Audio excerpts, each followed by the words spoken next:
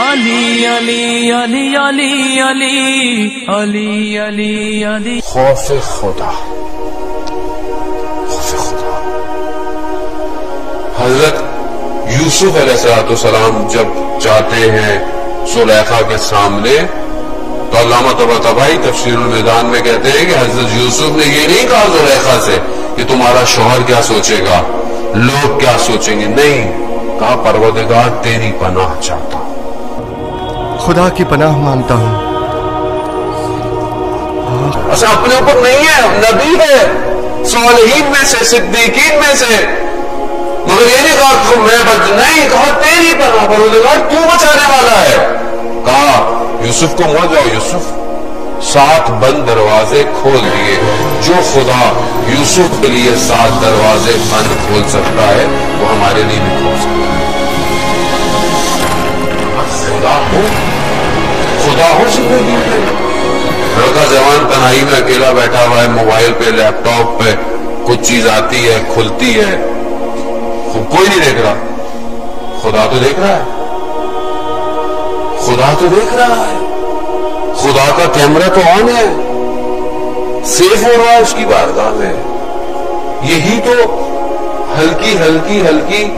چھوٹی چھوٹی برائیاں ہوتی ہیں کہ جو میرے قلب کو سیاہ کر دیتی ہے،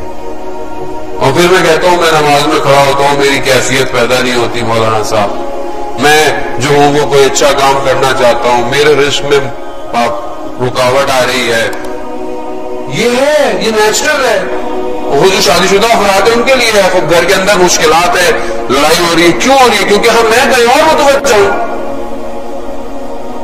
میں اس طرح اپنی زوجہ کی طرف نہیں، آیت اللہ نہ خود کی صفحانی کہ آپ کی صلوات ان کے درجات میں اضافہ فرمائے،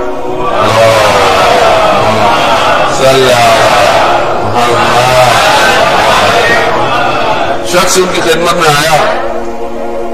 کہتے ہیں کہ میں جب میری نگاہ کنٹرول نہیں ہوتی تھی نامحرم کی طرف تو میں نے کہا کیا شادی کر لوں، میں نے شادی کر لی، مگر اس کے بعد بھی میں نے دیکھا کہ میں نہیں کر پا رہا، تو انہوں نے کیا کہا، انہوں نے کہا کہ اگر تم